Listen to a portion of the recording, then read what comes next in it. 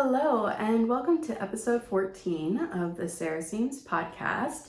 It is a beautiful sunny day here in Columbus, Ohio. Today is June 2nd. It's Friday afternoon. And I am coming to you from Columbus, Ohio, where I live with my partner Troy and our two cats, Alex and Moo.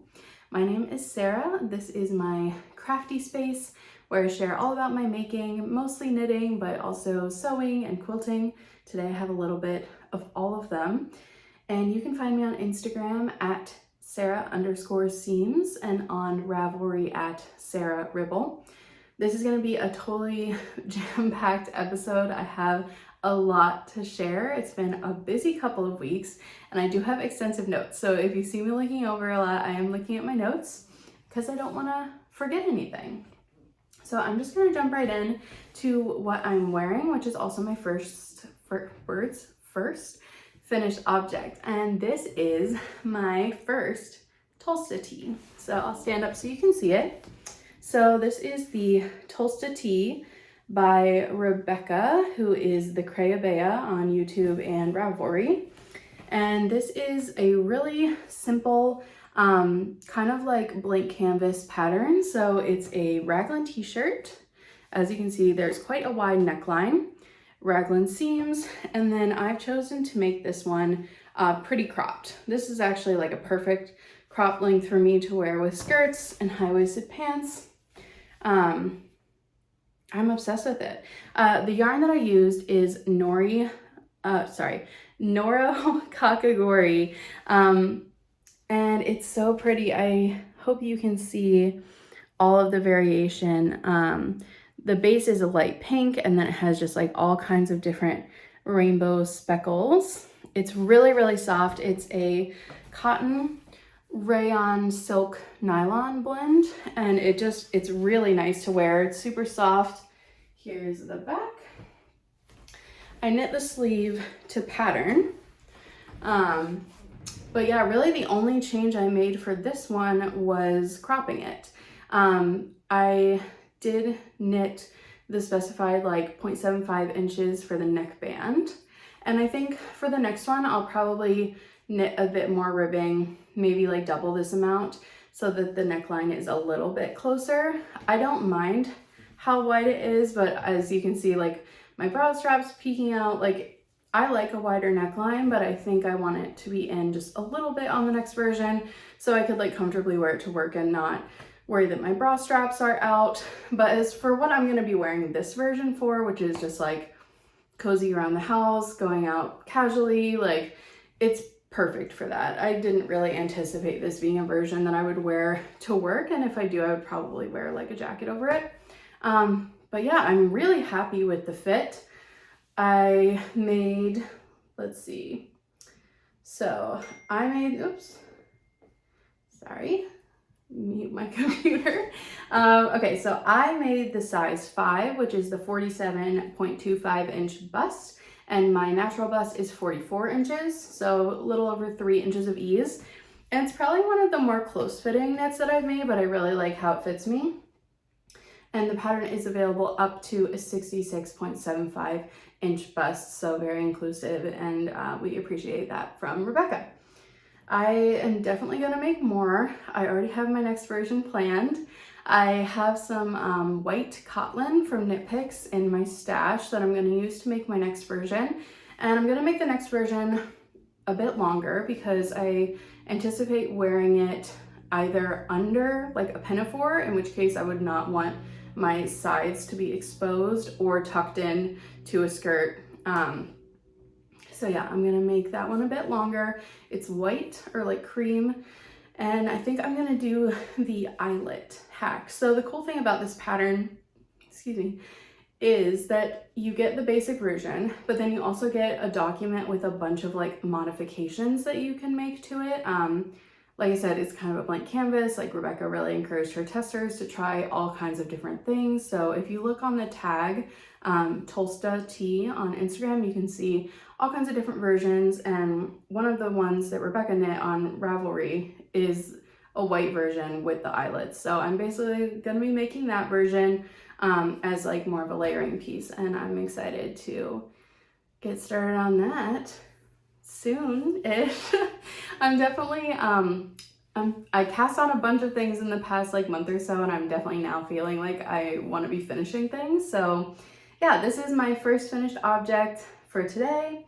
And the other thing I'm wearing is a Maeve skirt from True Bias, and I'm sorry I can't really show you the whole thing, but this is one of my most made and favorite patterns. It's just a simple linen skirt with an elastic waist and a drawstring. This one has 2 tiers of gathering, and this is navy Brussels washer linen that I purchased at a local store, so to speak. And I just love this pattern. It fits me perfectly. Every time I try a new skirt pattern, I just think I wish I made a Maeve skirt instead, and I'll talk about that more in a minute. I probably have like 5 or 6 of these already, and I'm already planning a couple more. It's just like my favorite throw it on, wear anywhere kind of piece. So yeah, I will carry on with the rest of my FOs, and I have 3 more. So I'll finish up the knitting ones first, and then I have one sewing one at the end. So the next FO are socks, of course. So I showed the first finished one on the last episode, but the pair is finished now, and here they are. So these are just my plain vanilla socks, which I've talked about my kind of recipe for these in previous episodes. The yarn is Nomadic Yarns self-striping twisty sock base, and the color is Knit Folk. So you can see the really fun like springy colors here. And yeah, I'm really happy with how these turned out. I think I'm going to be keeping this pair most likely for myself. I'm already starting to think about gifting and Christmas and Vlogmas and all of that. And I started like a box of socks for myself that I was planning to just like, I'm keeping them all this year, and then at the end of the year I was just going to add them all to my sock drawer. But what I think I might actually do, because I want to try and do Vlogmas, I don't know if I'll do it every day, but I think I might like wrap them up for myself, and then like every other day of Vlogmas, like pick the pair of socks that I'm going to wear that day and like open them up as a little present for myself and share about them on Vlogmas. So yeah, these are going in the sock box for me. But yeah, I'm really happy with them. I love this yarn. I think anytime I want a self-striping yarn, Nomadic is going to be the first place that I look. And I will link their Etsy shop below. And everything I mentioned today will be linked below as well in the notes. And if I forget something, please just leave me a comment and I'll try and add it in there. So yeah, those are my finished socks. Next finished knit is my test knit. And I'm really, really happy with this. So I shared about this on the last episode. I was about halfway through and I have finished it and blocked it. And today was the deadline and it just finished blocking yesterday. So just in time. It is the Floro mini shawl. It's so drapey, so it's like a little bit hard to show the whole thing at once. I am just thrilled with how this turned out. This is a test knit that I did for Florence Sperling. It is an all over intarsia mini shawl. It is technically my first shawl that I've finished. Do cowls count as shawls and scarves? I'm gonna say they don't. I'm gonna say that's different. So this is an official shawl. It's my first official shawl. We're gonna go with it. So yes, I'm very happy with how it turned out. I really like this size of scarf, shawl, like a little bandana style. I wear this kind of thing a lot. I have quite a few like silk scarves that I really like to wear. I mean, come on, how cute is that? So I did complete the test in time and I submitted my feedback to Florence. Very, very minor stuff. The pattern is basically just the chart. I talked in the last episode about how this is not a good beginner intarsia project. Florence is not holding your hand with this pattern and there's not a lot of explanation about how to work the intarsia itself. She does give some, like in the instructions, directives about like how to do the technique, but mostly it's just, here's the chart, which I think is fine if you've done an intarsia project or two. If you haven't, I don't think it's a good learning project. But honestly, this was only like my third intarsia project, and I am so happy with how it turned out. It's just this beautiful abstract floral pattern. I don't have the yarn bands with me anymore, so I'm not going to go over all the yarns. If you're interested in the yarns, I mentioned all of them in the previous episode. These are all stash yarns. Off the top of my head, I know that the navy was some Woolfolk 10 that I had in my stash. The dark gray was a sock yarn, or just like a, yeah, I don't really remember. The light gray is a Lang Jaw wool. And the red is a sock yarn that I purchased in Savannah, Georgia. And I'm actually going to be using the rest of that skein for a project I'm going to talk about later. But yeah, I'm really happy with how this turned out. Florence made her version in summer yarns. It's like a linen cotton blend, I think, and it's very bright and happy. And I wanted to use stash, and I had a lot more like sock yarns and decided to use that for mine. So mine is definitely more of a wintry version. But I really love these colors, these like soft bluey grays, and I think with the pop of red, it's really pretty. So yeah, definitely recommend it if you're looking for a fun intarsia project. It's a lot of knitting, but I feel like it's very satisfying. And also, I think it just felt like a lot of knitting because I was powering through it to meet the test deadline. I would definitely make another one. I like the idea of making like a summery one actually, and it'd be really cute with some little tassels. Should I add tassels?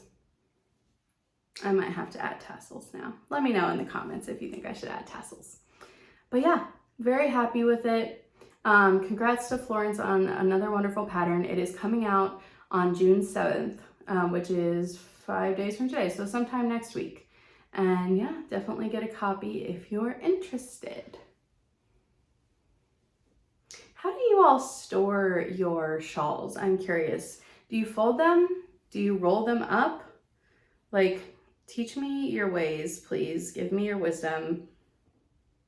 I'm not exactly sure how to store this thing, but I am very happy with it. Okay, last FO is a sewing project. And remember when I just mentioned the thing about how I always wish I would have made a Maeve skirt instead? Well, this is one of those instances. So I bought this beautiful gingham linen from Blackbird Fabrics, and it's like a nutmeg brown. Sorry, the sun is blowing everything out a little bit. It's like a nutmeg brown and black. Absolutely beautiful, beautiful drape. And I decided I wanted to make the Clo bias skirt, which is a pattern by Soften Studio. It is available up to a 53-inch hip. I have a 50-inch hip, so I made the second largest size, which was the size 22, and that, based on the pattern, that is the size I should have made. I fell right into the bucket. And also based on the pattern, there should have been plenty of ease in the waist and in the hips.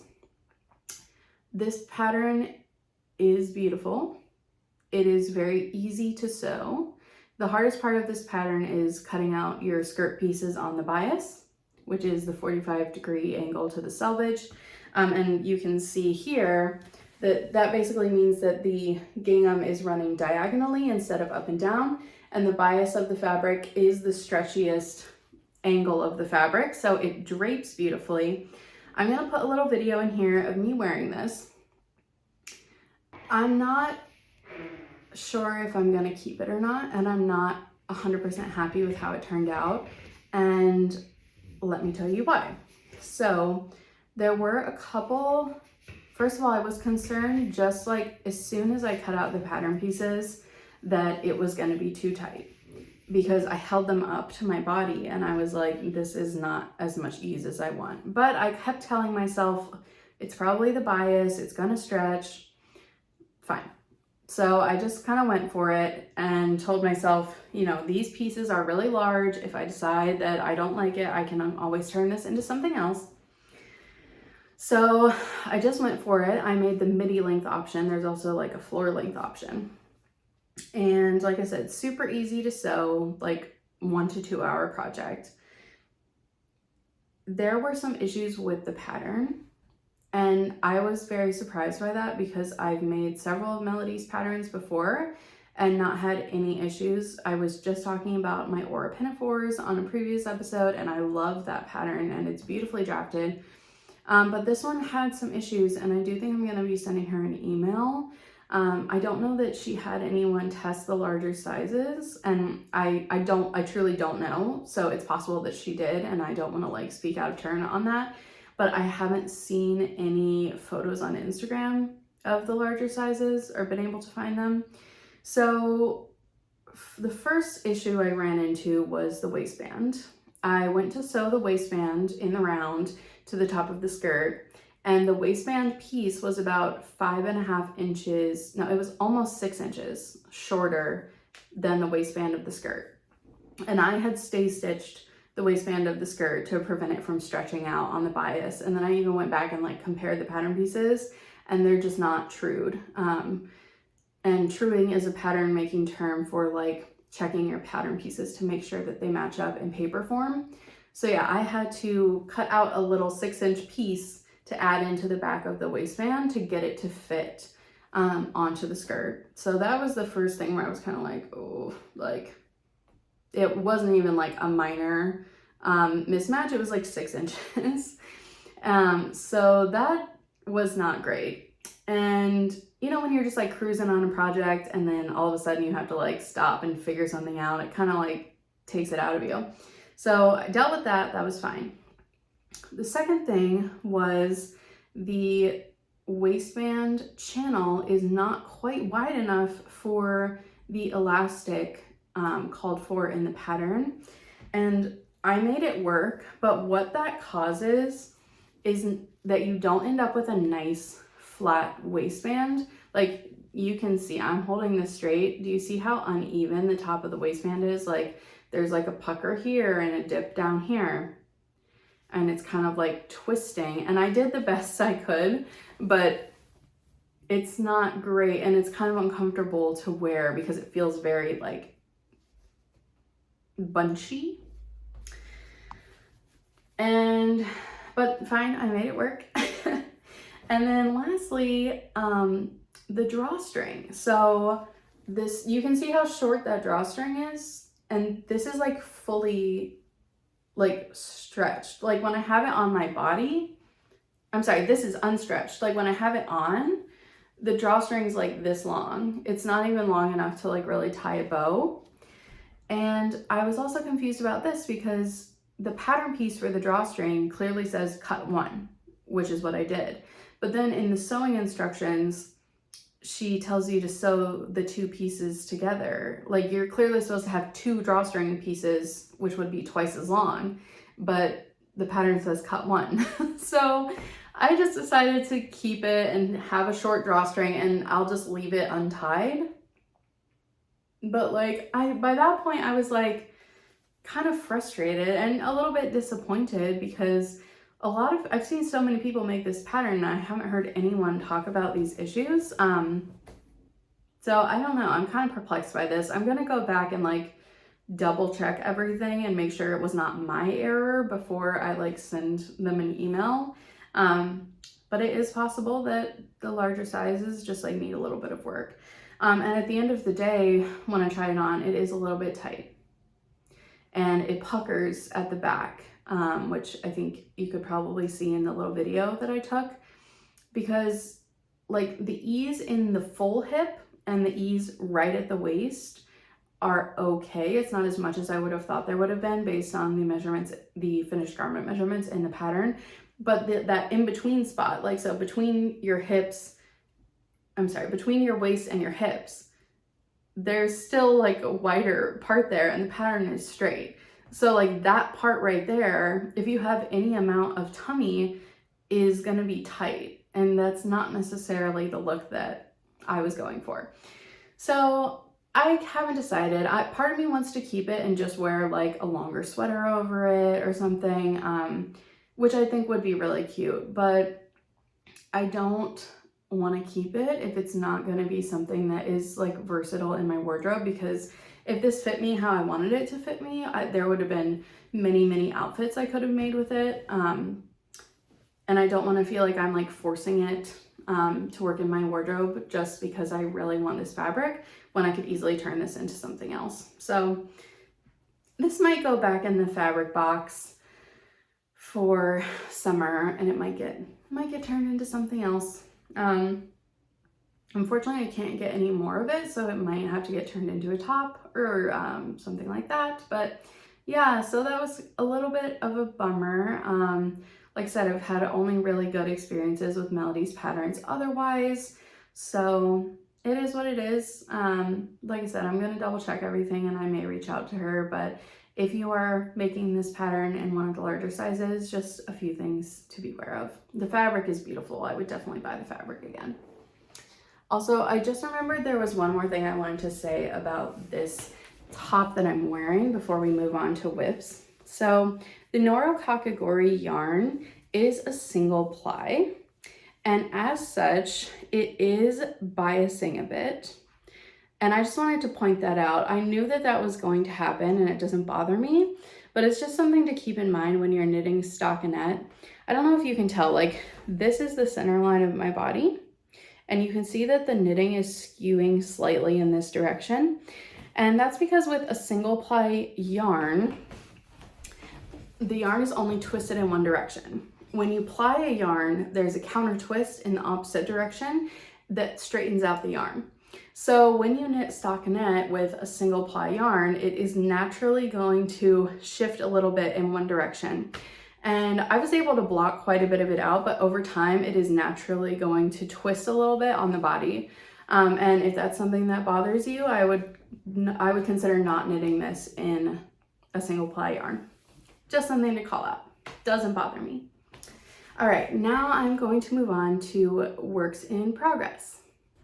Okay, the first whip I want to talk about is a sewing whip, and I don't have anything physical to show for it today, but I'm just going to talk about it quickly, and I'll put in a picture here. It is the Zadie Jumpsuit by Paper Theory.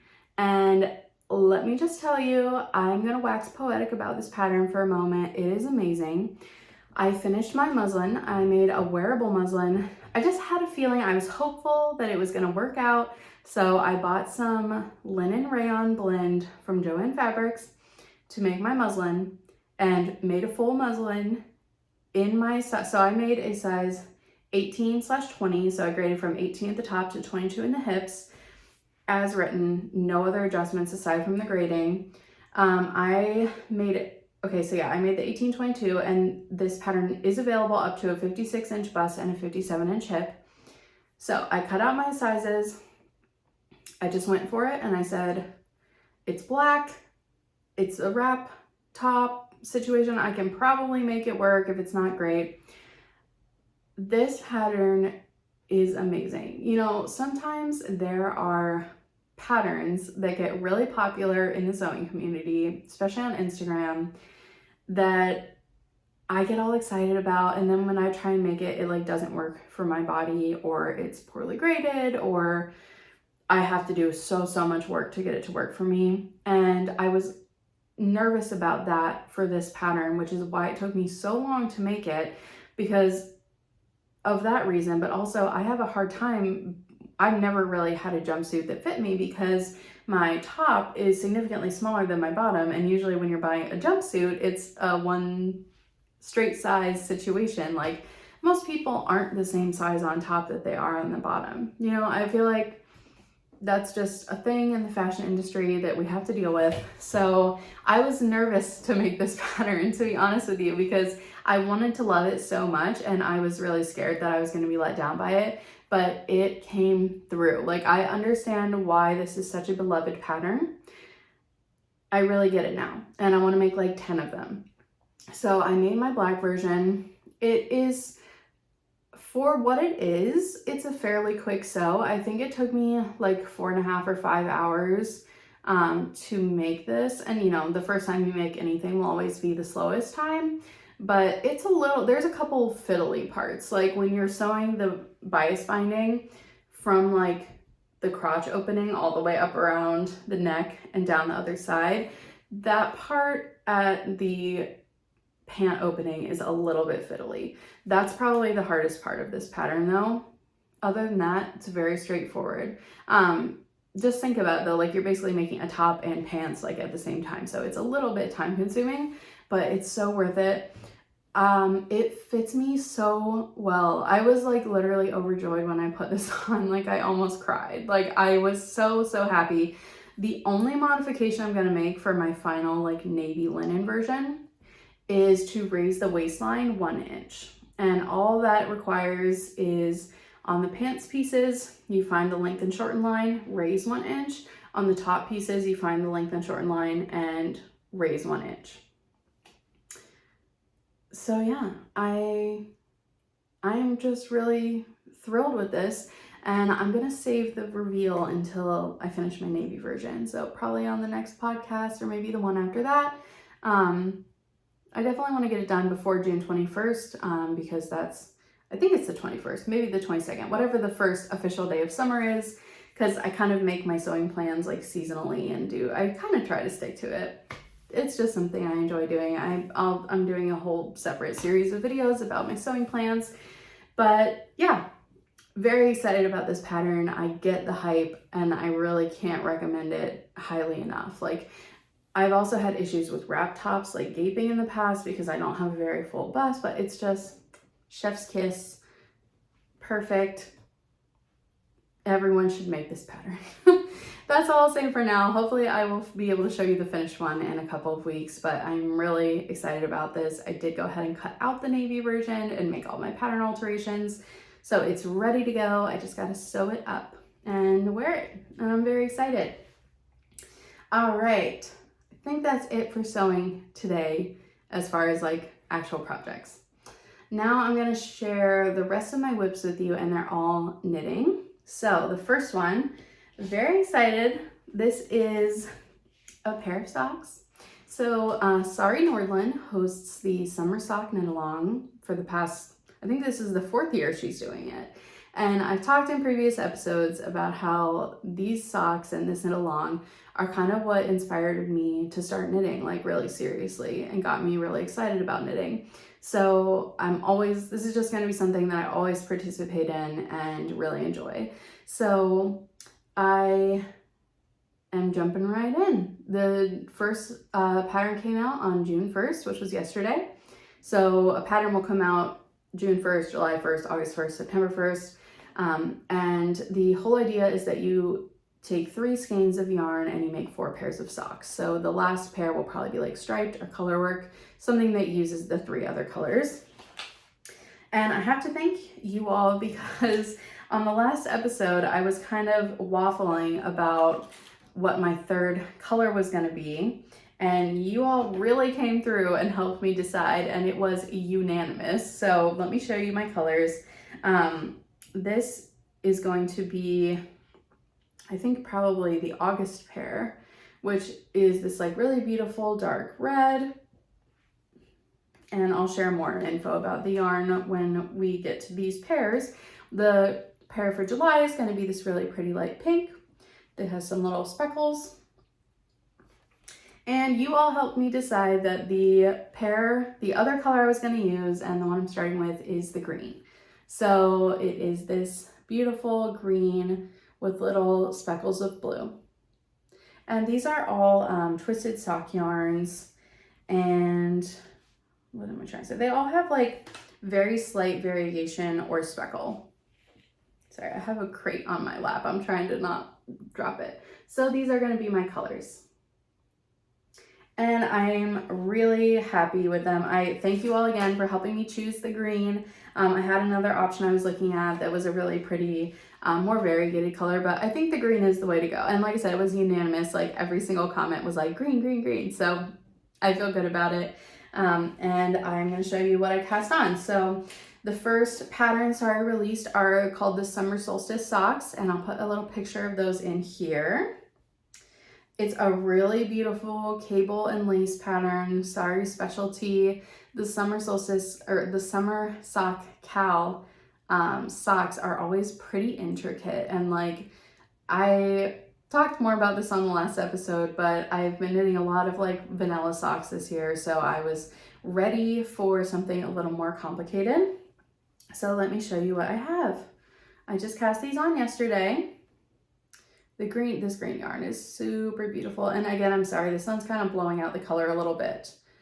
But yes, the pattern is available now on Ravelry, and I'll link all the information for the knit along below.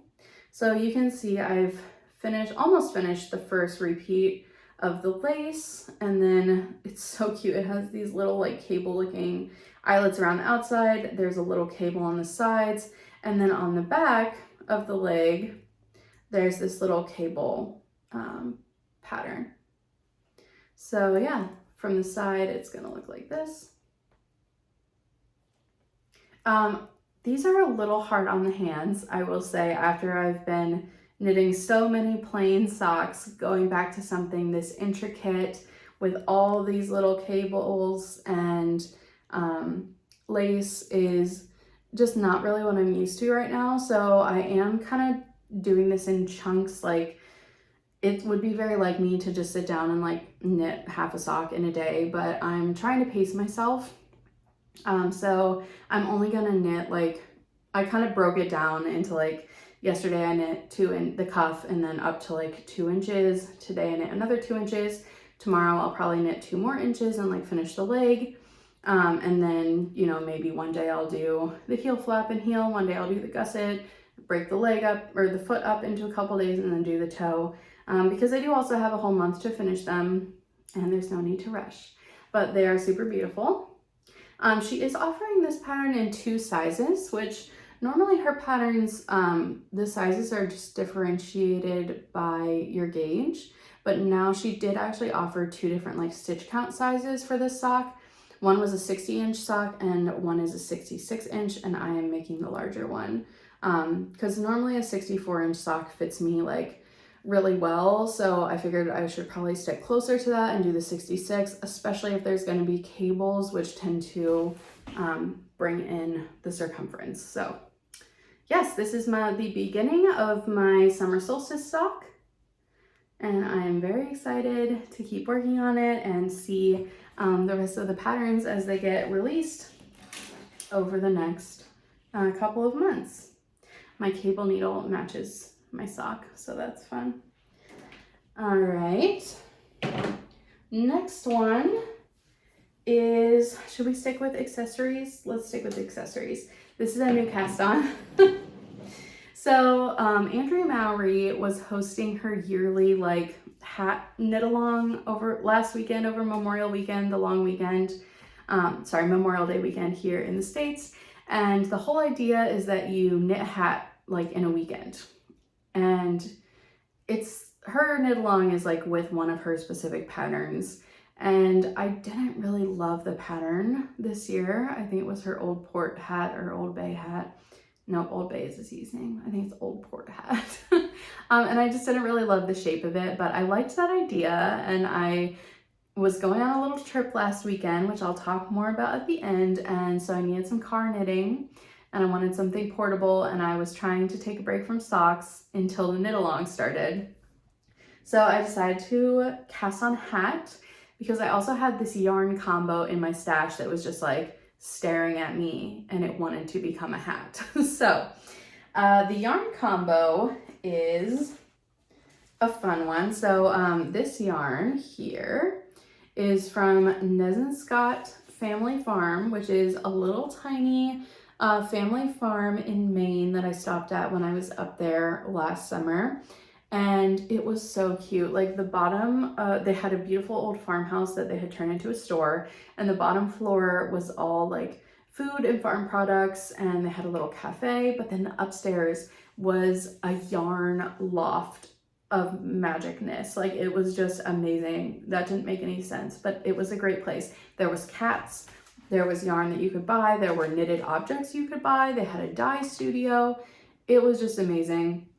So I picked up a couple of yarns there, but this is the last one I have that I hadn't used, and this is meant to be a sock yarn. It's 90% wool, 10% nylon. I tried knitting with it for socks, and it was so stiff. I mean, it would have made an amazing like rustic boot sock, but I really couldn't work with it for socks. It was hurting my hands, and they weren't gonna be socks that I would wear. But yeah, so this also was only $16 for 100 grams. Like, it's beautiful yarn. Also, their logo is very cute. It's like a sweater being knitted from sheep. I don't know. So I had that, and once I decided I wasn't going to use it for socks, I was like, this probably needs to be a hat or like a color work thing. But then I purchased a skein of, I have the ball band, Woolberry Fiber Co., berry mohair in the colorway Graham's Garden, which is a variegated mohair, hand-dyed mohair that I got from For the Birds, which is a secondhand yarn shop online. And I'll talk more about that later too. Oh wait, no, I didn't get anything from them yet. That's coming next time. Anyway, it's a secondhand yarn shop, and the proceeds go towards wild bird rehabilitation. So this was the skein I bought from them, and it's all caked up, so it's a little bit harder to see now, but it's this really pretty kind of light pink base, and then it has speckles of like green and yellow and purple and blue. So I'm holding that together with the farm yarn, and I cast on a robin beanie by Sari Nordlund, and here's what I have. So I love Sari's hat patterns. I think I'm just like a Sari Nordlund fangirl at this point. I love her hat patterns because they're top down, and I just prefer that. And maybe it's because that is how I first started knitting hats, but I know a lot of people prefer bottom up. But I just kind of like getting the increases out of the way and then just like knitting until I'm done, or like until I run out of yarn. It also makes it much easier to try on when it's knitted top down. So this is one of her newer hat patterns. I think it just came out this past winter, and I'm sorry, I'm holding it weird because I don't have needle stoppers on the needle ends, but yeah, it's just this really pretty 2x2 rib. Look at the increases, are really nice. I need to like seal up the top still, but yeah, it's just really classic and beautiful. I'll put a picture in of what the finished hat looks like. And yeah, this yarn combo was like made in heaven. Like, sorry, I'm trying to block the sun a bit. So you can see that cream base, and then that speckled mohair is just adding like such beautiful color onto it. It's still very subtle and it reads very neutral, but it's enough to be interesting. And like I said, I'm already starting to think about gift knitting, because this year I'm trying to be really on top of gift giving for the holidays. Like, I just want to be like slowly acquiring gifts all year as I think of something or see something for a person, so that I can avoid that like mad scramble at the end of the year. And the same goes for knitting. Like, when I feel like picking up a project that could be a gift, I'm just gonna knit it any time of the year and then set it aside for gifting at the end of the year. And I think this would be an excellent gift for one of my coworkers. So that is my robin beanie. I obviously didn't finish it last weekend. As I said, I was inspired by the idea that you knit a hat in a weekend, and this is as far as I got. I have to knit this to like 17 inches because it is a thick, like double folded brim. So clearly didn't finish it, but this is a perfect little project to just pick up when I want to knit a few rounds of like mindless knitting. So I will keep on working on it. All right. Next one is almost done. I think I had started this on the last podcast, and said that when I finished my Tolsta, this is what I was going to be focusing on, and that is what I've done. So this is the Look at My Holes by James and Watts, and I'll put a picture in of their version. It's very fun to knit. I waited until they released the updated version that includes short row shaping in the back, because I just know that that is something that I prefer in a pattern. And so as soon as that came out, that version came out, I purchased it and cast on. And let me show you what I've got. So here is where I'm at. Woo! I feel like this is gonna look so much different after it's blocked. So you can see I added the neckline, I finished the yoke, and I've knit about 1.5 inches of the body. And yeah, I can't wait to block this and really see the mesh like open up. Sorry, I can't talk today. I just said mesh weird. But yeah, this color is amazing. It's a super bright blue. I recently made a dress out of this floral print fabric that has some of this blue in it, and I want to wear this over that. It's going to be a whole little outfit. But yeah, you can see this is a raglan construction. My version is definitely not perfect. I feel like I've made many errors. I don't know what I was doing, but like I kept messing up my stitch count in the yoke, and I do feel like that's really easy to do when you're knitting lace like this. It kind of happened when I was making the Corin cardigan as well.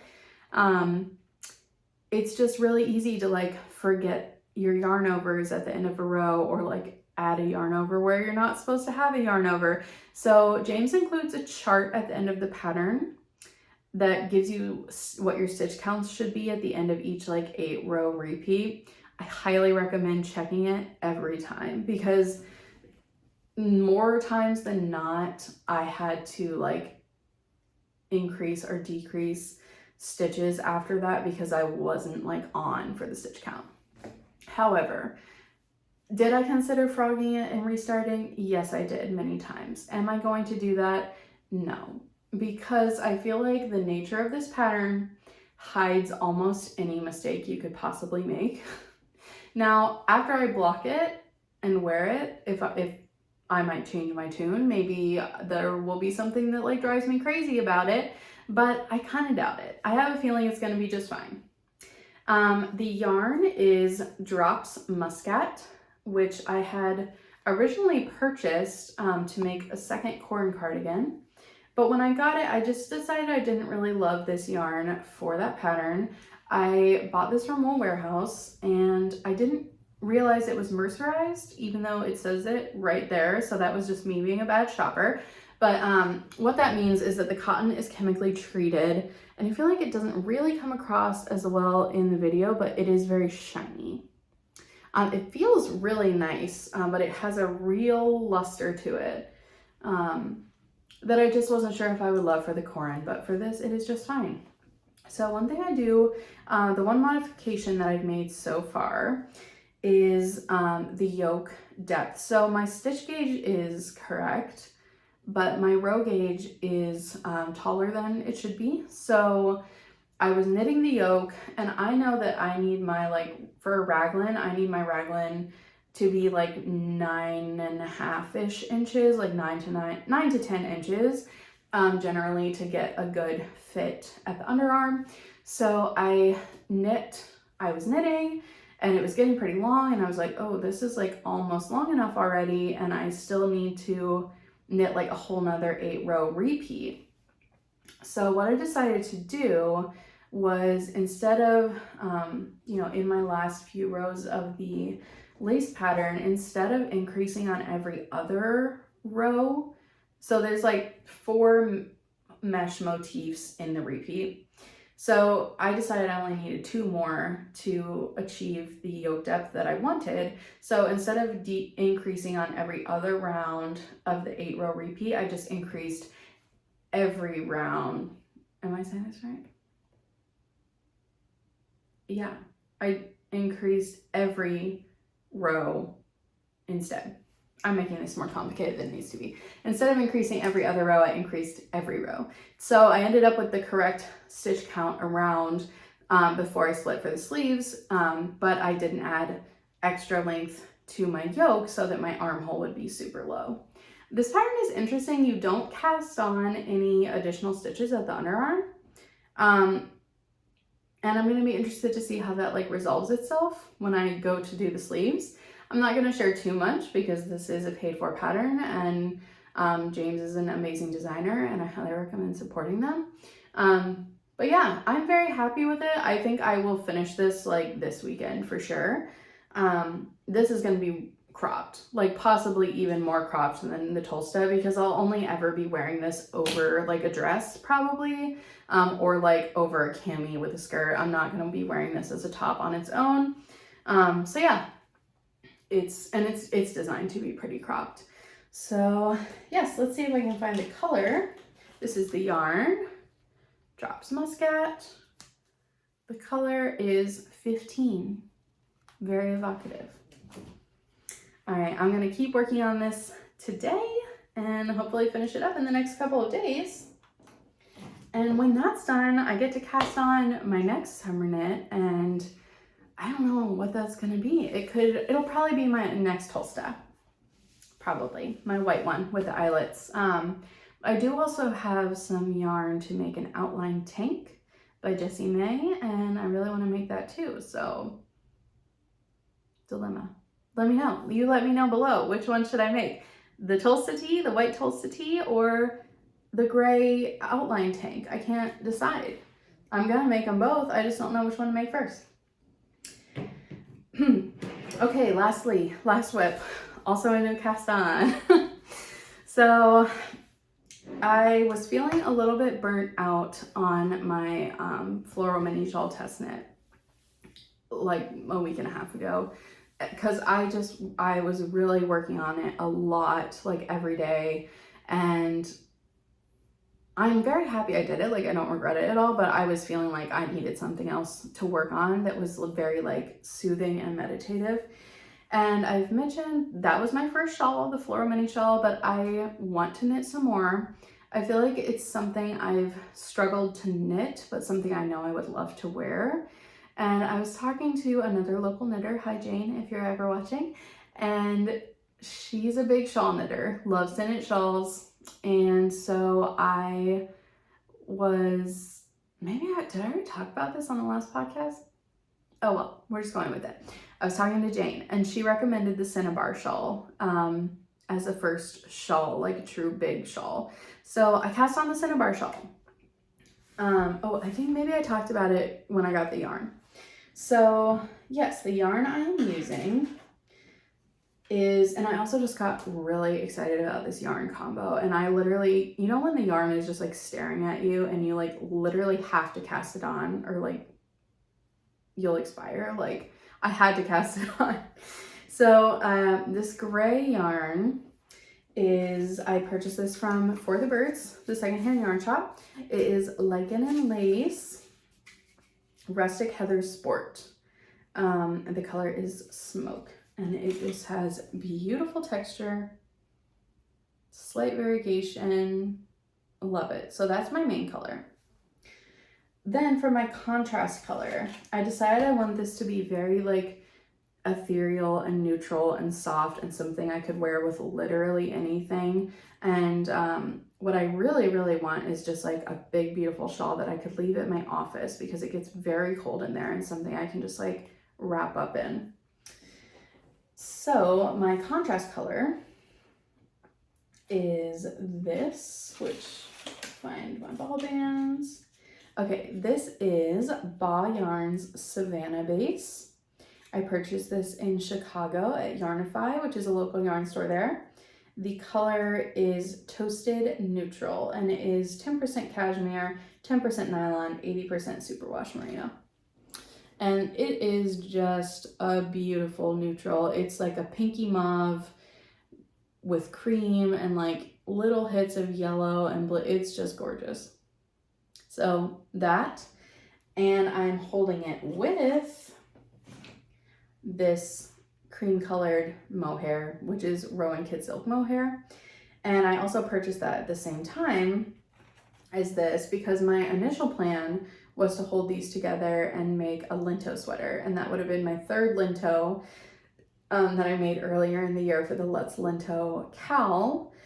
And I just kind of got to it and was like, I don't want to do helical knitting with hand-dyed yarn, and I just wasn't really feeling it. So I honestly still thought that's what these would eventually turn into, but like when I saw these together as the contrast with the gray, I was like, it's gonna be a shawl. And then I had the perfect amount of yarn. So here is what I have. I don't know how to show this. It's kind of weird right now. Here is the beginning of my cinnabar shawl. It's beautiful. I feel like it is giving that like ethereal look that I was going for. It's very soft in color and in texture. I learned some new techniques on this. So I had never had to cast on a tab for a shawl before. So I learned how to do a garter tab. That was fun. This is my second brioche project. I really like brioche. It's very intuitive for me. I just love it. So yeah, you can see I did my garter tab cast on. It's not perfect. There's like a weird gap right here for some reason. I don't know. So this shawl is really, really cool. So you have this kind of center line, but it's not the true middle. It's kind of asymmetrical. Put a picture in of the design. On one side, you have alternating colors of garter, and on the other side, you have the 2-color brioche. And then every so often, like you can see from here down, the dominant brioche color flips. So yeah, like, so then you can see on the back, like the gray is the dominant brioche color in the first section. This is just really fun to knit. Like if it was up to me, I honestly might just sit around this weekend and work on this now that I don't have any more like deadlines or anything. It's just beautiful and it's very, very fun to knit. It's definitely not mindless. It requires attention, but it's not hard. And like the changing of the colors and like there's just enough to keep it really interesting, and it's really satisfying. And I just feel like this is going to be something I could wear like every day. Now I'm just at the very beginning, and I know there's going to be, oh, sorry, the cats are doing stuff. Hold on. Okay, sorry. Anyways, yes, so this is the beginning of my cinnabar. I'm really excited about it, and I want to work more on it, and I want to wear it. Look at these colors. I mean, it's just really good.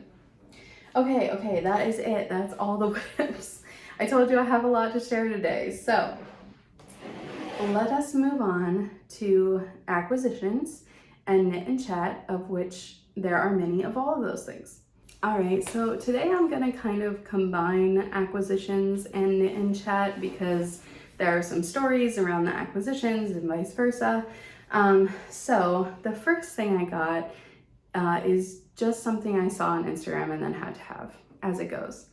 So I discovered, let me make sure I'm getting this right, Soft Spoken, and this is an Etsy shop. And I think someone I follow like shared some of their stitch markers, and I am just really obsessed with them, and they are beautiful. So let me show you what I got from their recent update. I mean, man, I feel like my lighting is a real struggle today. Look at these. They are ceramic checkerboard, lilac and cream. What even is this shape? I'm just obsessed with it. Okay, and then there's like a little flower and a little star. And then there's the freshwater pearl. Like, I just thought these were so unique and beautiful. And then I also got a set of just the pearls to go with those. So I cannot wait to use these. It was a literal struggle for me to keep them in my box and not just start using them immediately. Just beautiful, beautiful, unique notions. And that's always what I'm looking for. I do prefer the like metal findings on my notions and like gemstones or charms like this. So yeah, these are absolutely beautiful. I can't recommend them enough. I'll link their shop below. So that's one. Okay, next one. I got the new Pom Pom magazine.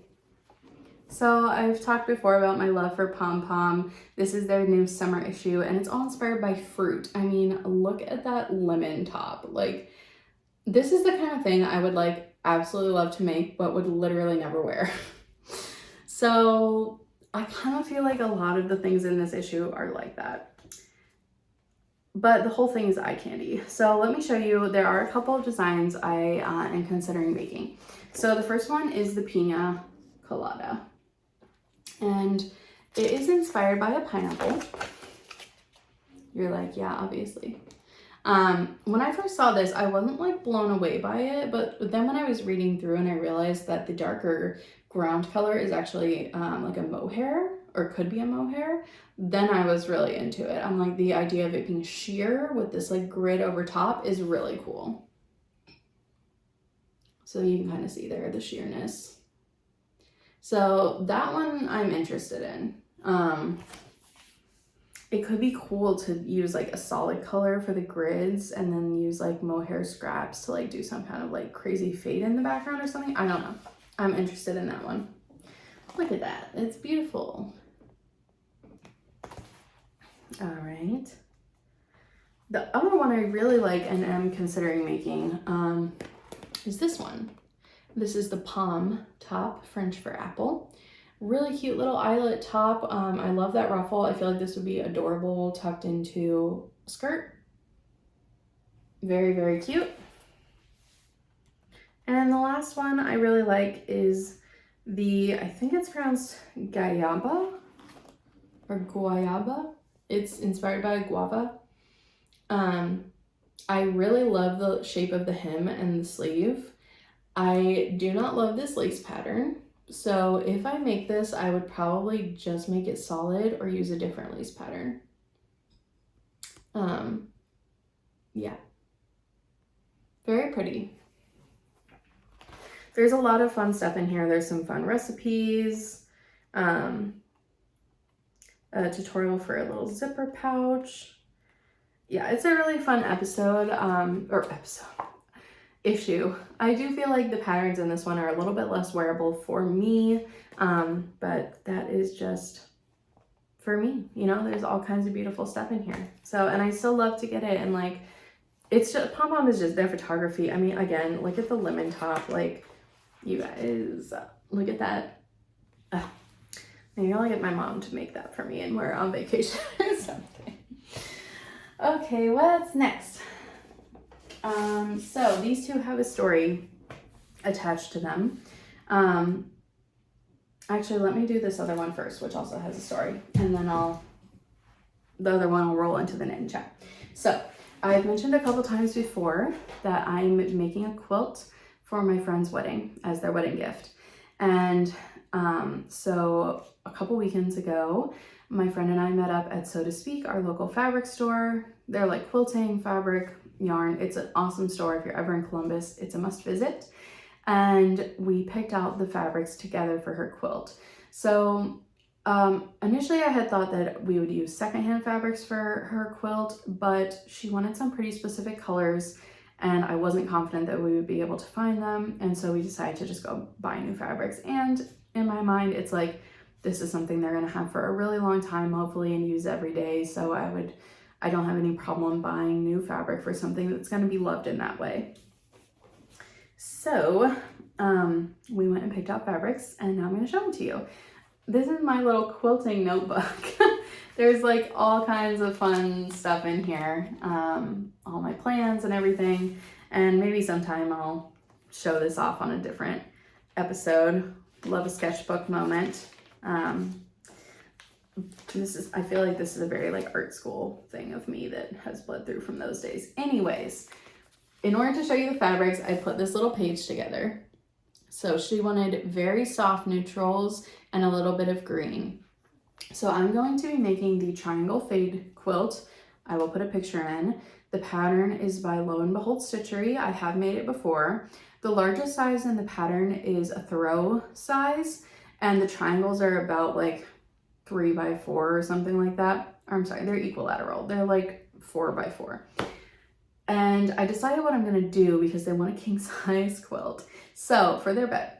So instead of making a billion small triangles, I'm just going to double the size of the throw because that will equate to a king size and make bigger triangles. So the amount of sewing, the amount of seams is the same, they're just larger pieces. And these are the fabric, excuse me, I have the hiccups. These are the fabrics that we picked out. So this one is a really light ground and then it has these really soft white dots over it. It is Achroma Sand in white. This one is just Kona Natural. It's like a very soft muslin color. This guy with the palm print is Ravelry Breeze Natural. This is Art Gallery Pure Solid Sandstone. It's one of my favorite solids from them. It's just a very soft, warm neutral. This is my favorite print that's gonna be in this quilt. I love this print. This is Fan Club Speckled in Green. Kind of looks like terracotta, or not terracotta, terrazzo tile. It's just really cute.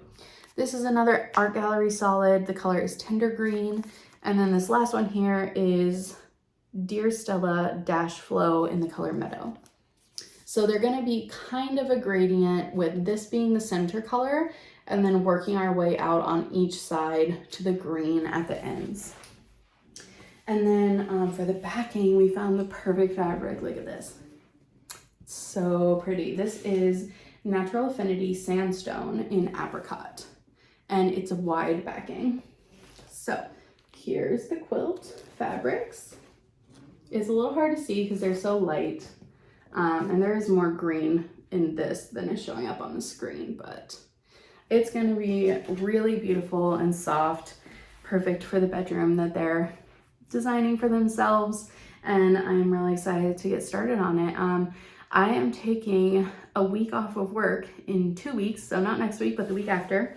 And I'm gonna try and do a little series of like summer vlogs that week. And I think that's when I'm really gonna be working on this, like every day, a little bit every day, and trying to get going on it. So that was a biggie. I've been wanting to get that figured out for a while, and I'm glad that we did get it figured out, and I think it's gonna be beautiful. I should also say that we picked out 7 fabrics. So the middle one will only be used once, but then all the rest of them will be used twice. So that's a total of 13.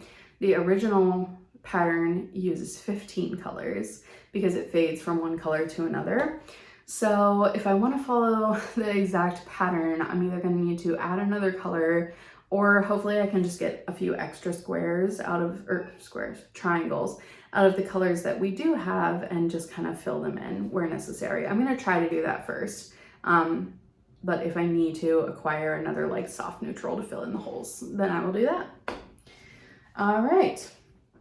So that leads me into my last acquisitions, which are, were part of a trip. So last weekend, over Memorial Day weekend, my sister and I drove out to Pittsburgh to go to a music festival. We went to Wonderworks in Pittsburgh, and it was so fun. We only went on Saturday, and we went with our friends that live there. We went mostly to see Hosier, who, oh my gosh, that was hands down like the best live performance I've ever seen. I mean, people were crying, like I was crying. Like, it was just beautiful, and he was amazing, so talented. But the whole day was really fun, and we saw a lot of other bands too, and just like had a great time. It was perfect weather.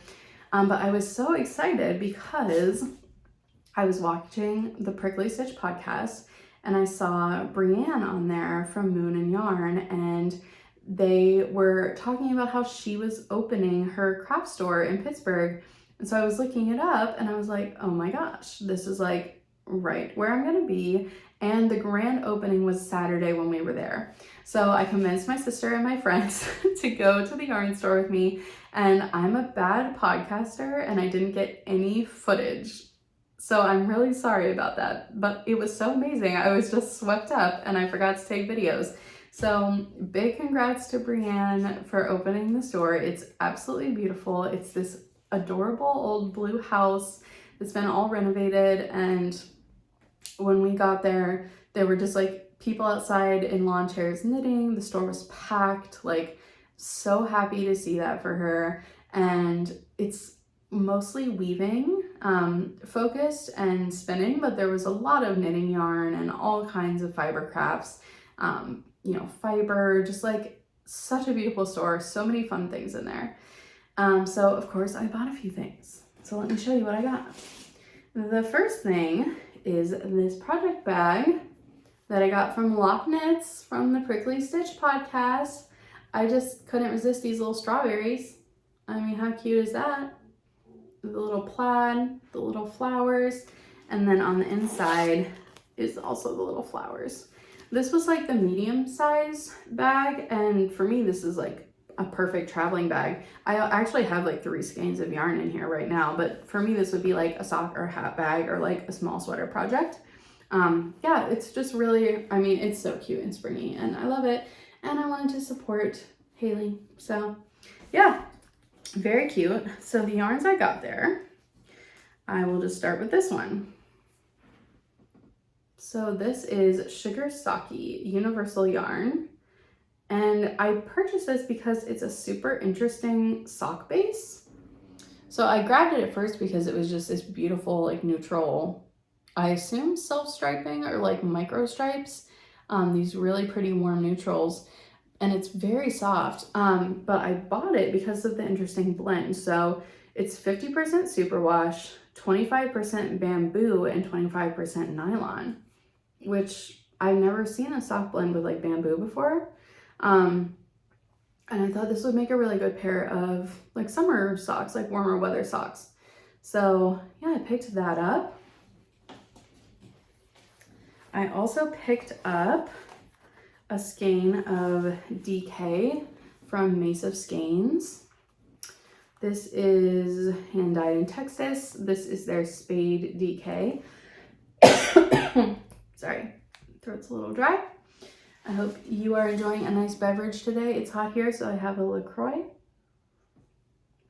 It matches my outfit. Anyway, Spade DK, and I picked this up also because it's a pretty light neutral. And I'm starting to noodle on either a Lento or another Tolsta that would be like a D20 stripe, but just using 2 colors. So where I would like alternate 2 or 4, like a smaller amount of colors. And I really do like the idea of it just being 2 colors. So it might have to be a Tolsta because I have this other skein of slightly darker brown, and I just think it would be so fun to alternate like super random widths of stripes in these like light and dark browns. So I have some tentative plans for this, but it's just a beautiful neutral.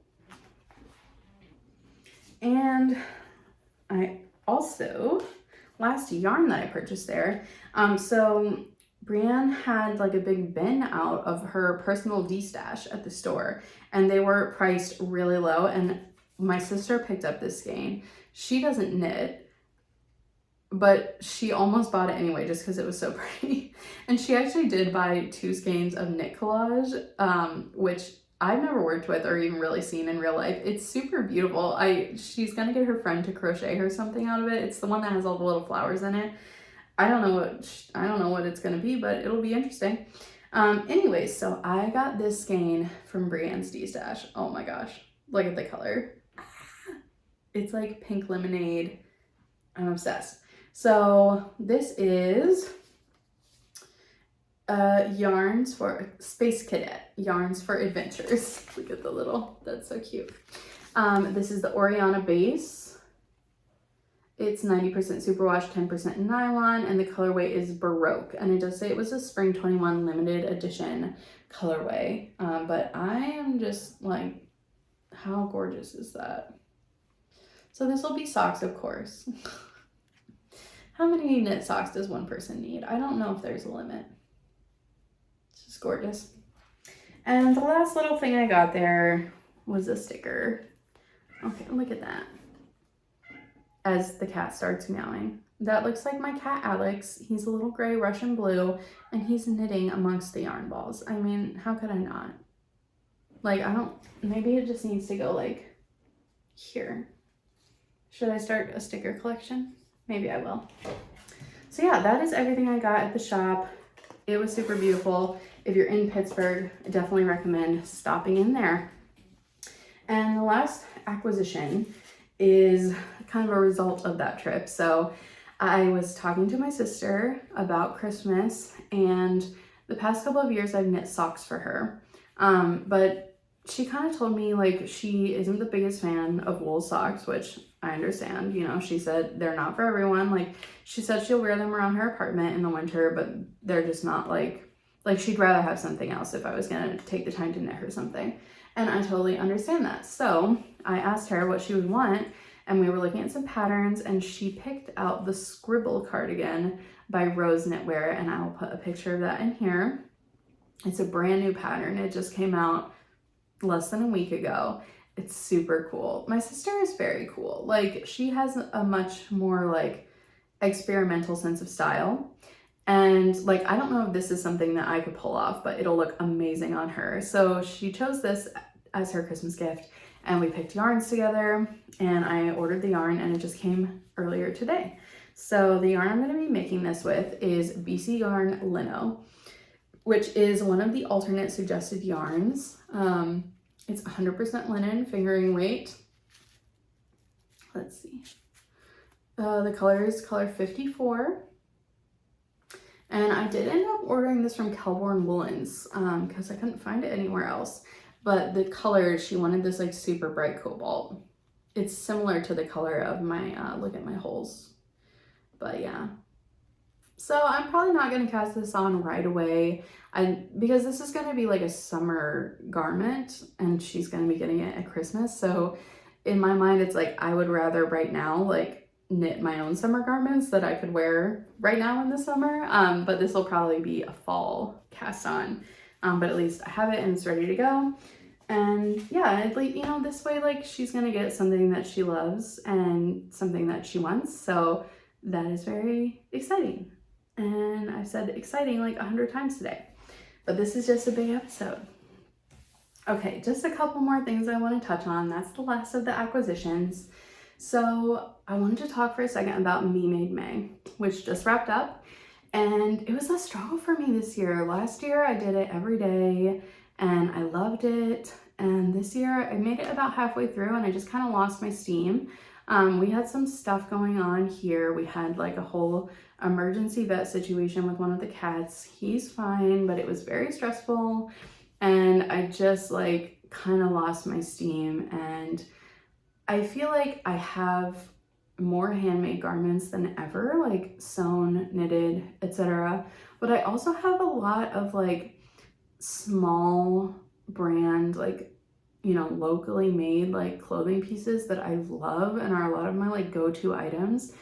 And so I didn't like feeling like I had to like force myself to wear something me made if what my heart wanted was just to wear the big like t-shirt dress from the little store downtown. So I don't know, I was kind of struggling with it this year, and Moo's gonna be yelling at us. I'm sorry if you can hear him yelling.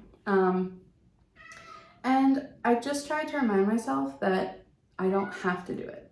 Like one of my literal New Year's resolution for this year was to put less pressure on myself and like set fewer goals for myself. And I probably, with that in mind, shouldn't have even committed to Me Made May this year. I like to create artificial deadlines for myself, and like I'm trying to have more like ease around my hobbies and remember that they are hobbies. So just putting that out there. I'm curious if any of you participated in Me Made May and what you thought. I know the pressure is 100% like from myself, you know, like the community is not putting any pressure on me or on anyone to participate. It's just that I get these ideas in my head about what I want to do, and I'm trying to do less of that. So that's Me Made May. It was fun. I tried some new outfits. I enjoyed it. I don't know if I'm going to participate next year. We'll see, but I love seeing everyone else's outfits, and I always get tons of inspiration during the month. So yeah, I talked about the music festival, talked about Moon and Yarn Co. A couple of things that are coming up that are going to be happening between this podcast and the next one. next weekend. So Saturday, June 10th is going to be the fabric and yarn swap at So to Speak, which is one of my favorite things of the year. They do it like once or twice a year. And basically the premise is you bring any craft supplies that you no longer want, mostly fiber stuff, and you take anything that other people bring and it's all free. I went for the first time last summer and I kid you not, I left with like 4 bags full of stuff. Like I went in thinking I'm just gonna drop this stuff off and probably not even take anything. No, there was amazing stuff there. And some of the fabric I got has become like some of my most worn pieces. So I'm hyped for this.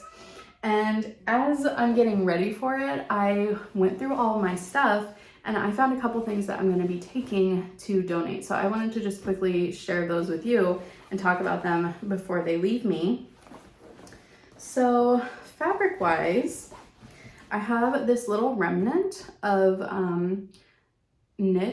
organic cotton knit, which I used to make my Juliana Marteev's t-shirt dress. And I talked about that a few episodes ago. There's probably like 3/4 of a yard here. And I'm like, I could make like a tank top or something, but I just don't know that that's something I would really wear. So this is going to be going. This piece of fabric is actually one that I got at the fabric swap last year. And I think it's the only thing I picked up that I haven't used. It's like a linen cotton blend. I think it's for quilting. I thought about making a shirt out of it, but I just don't really like the pattern and the fabric is a little bit scratchy. So it's going back for someone else to love. Last fabric is this cotton. So I got this from Make and Mend, which is a secondhand online thrift store. And it's this really large, pretty piece of cotton with this eyelet border. And I did use this to make a scalloped edge Gilbert top, but it was too small.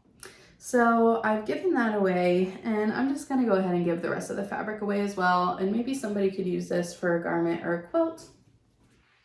And the last thing is some yarn. So I got this yarn also from Make and Mend. So I got it secondhand and I really like purchasing from them, but I've kind of cooled on them because they don't give a lot of information about the materials that they're selling. And I understand why when it's like a fabric or a yarn that doesn't have any tags on it. But for something like this, there's like a whole ball band on here and they didn't include the information from the band or even like an up close photo of the band where all the information is. So I did not realize exactly what this was. This is it's ice yarn. It's the Kid Mohair Alpaca Light. And it's 41% alpaca, 41% mohair, 16% nylon, and 2% elastane. So it's kind of stretchy, which is what I really don't like about it. And also the color. I have 6 balls of this. I just decided the color was a little too like yellow for me. And I mean, it's a soft gray, but it's like pretty warm. And I don't know, it's been sitting in my stash for like a year and it wasn't bringing me any joy, so it's going bye-bye. And I'm taking all of that in this tote bag that has that same logo from the farm on it, the sheep. So yeah, that's some stuff that I'm going to be parting ways with. And I go through all of my supplies fairly often. I just think I don't mind keeping things on hand, like because I'm multi-craftual, like I knit and sew and quilt. There's a lot of supplies on hand and I don't mind that, but I don't want to keep things that I don't think I'm ever going to use. And so this swap is going to be a great way to like go through and get rid of a couple of things. So yeah, this stuff's going to be rehoused and next time I'll be able to share all the stuff I get at the swap and I'm really excited. Hopefully it's as fruitful as last year. And so the day, I've got my stuff backwards. That's next Sunday, the 11th. The day before that, June 10th, is Knit in Public Day, which I did for the first time last year and it was really fun and I kind of want to do it again this year. So I will probably go to a local park, the Park of Roses, and hang out and knit. Probably try and take some video for you all. And yeah, let me know if any of you are participating in Knit in Public Day. What a fun, exciting thing to do. I feel like so many times I've been knitting in like a public situation, whether it's like at the airport or in a coffee shop, and people are like looking at me like I'm weird, or they're like, oh my gosh, no one knits anymore. Like, and I'm like, a lot of people knit. Like, we need visibility for all the knitters out there. So I'm excited about that. That's gonna be fun. And lastly, I was just gonna touch on the garden. It's going well. It's bringing me so much joy to go out every morning before I start work and like water all the vegetables and check in on everything. We have some beautiful rose bushes out front. I planted a zucchini. We have peppers and tomatoes. We have little baby ones already. My lima beans have all sprouted, radishes, green onions. We did have a minor setback where we're constantly fighting off the deer here from like eating our birdseed and everything else in our lives. So we had purchased like a hanging basket of strawberries, and like 3 days after we bought it, it was like leveled.